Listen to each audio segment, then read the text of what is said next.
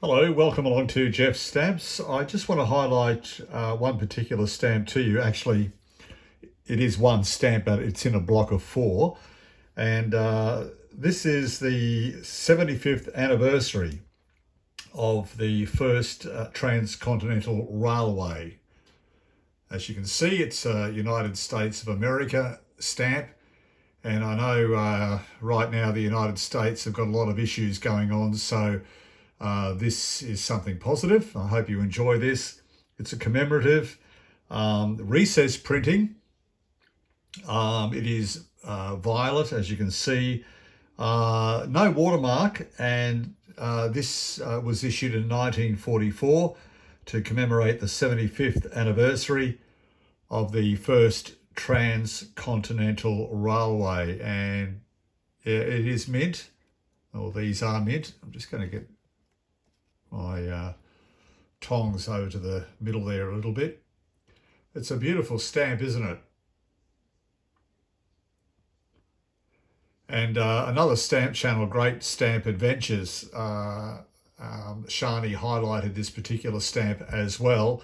And there is a fault. You might know of that fault, but I'll tell you that in a moment. But America's first transcontinental railroad was known as the Pacific Railroad, built from 1863 through to 1869 by the Central Pacific Railroad and the Union Pacific Railroad companies. And it connected the U.S. rail network at Council Bluffs, Iowa, to the Pacific coast at Alameda, California, and it eventually met at Promontory Summit, Utah, on the 10th of May, 1869. So this engineering project, which was a massive engineering project authorized by the Pacific Railroad Acts, transformed the nation's economy and geography, though it involved immense challenges.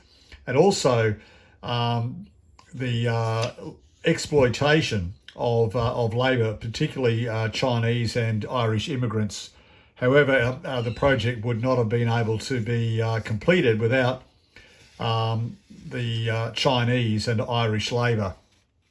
But on May 10, 1869, the presidents of the Union Pacific and Central Pacific Railroads met in Promontory, Utah, and they drove a ceremonial last spike into the rail line that connects their railroads. And I'll just put this stamp down for now. And I might just be able to, oops, beg yours. Just zoom this up a little bit here. Yeah, so the Transcontinental Railroad made travel possible, obviously, for the first time in the United States history from coast to coast, and no longer would western-bound travellers need to take the long and dangerous journey by wagon train.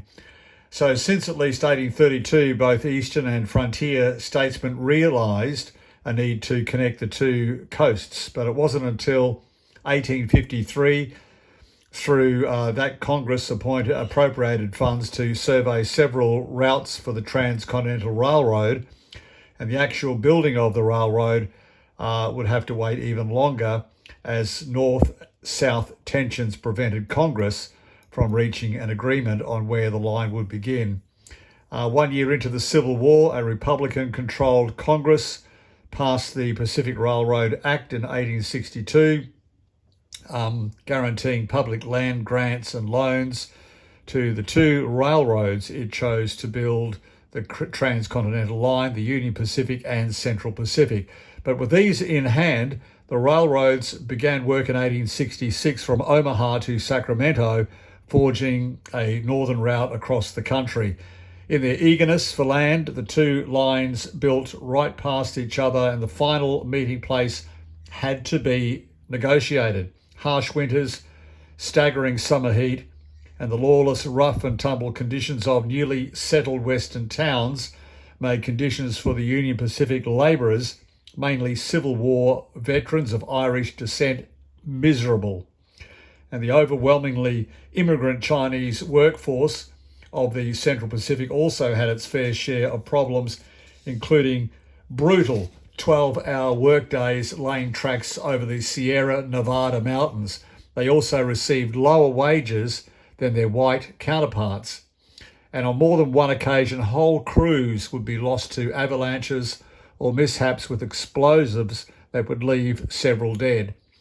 But for all the adversity they suffered, the Union Pacific and Central Pacific workers were able to finish the railroad, laying nearly 2,000 miles of track by 1869, ahead of schedule and under budget.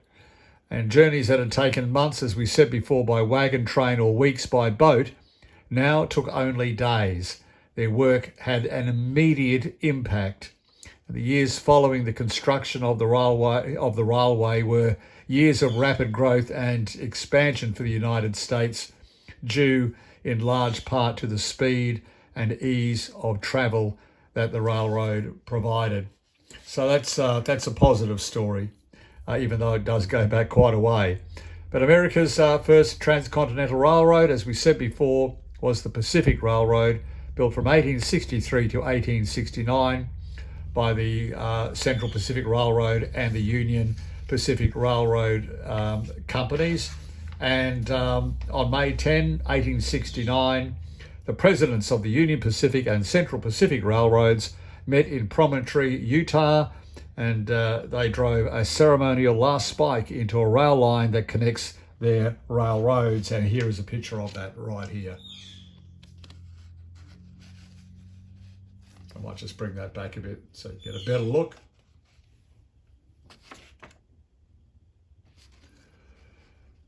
Yeah, and you can see there are the two trains facing each other as the railroad is joined, and that last spike being driven into the rail line that connects their railroads. And that made the Transcontinental Railroad travel possible for the first time in US history.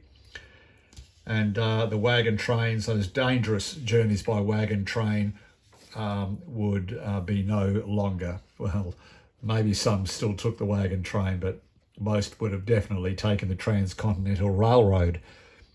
So there we go. And I'll just grab these stamps for you again. Can you see the fault there? Can you see that fault there? I'll just hold it steadier. My apologies. See that the smoke is blowing that way and the flag is blowing the other way. So that's your fault there. As you're looking at the stamp, the smoke is being blown to the right and the flag is being blown in to the left.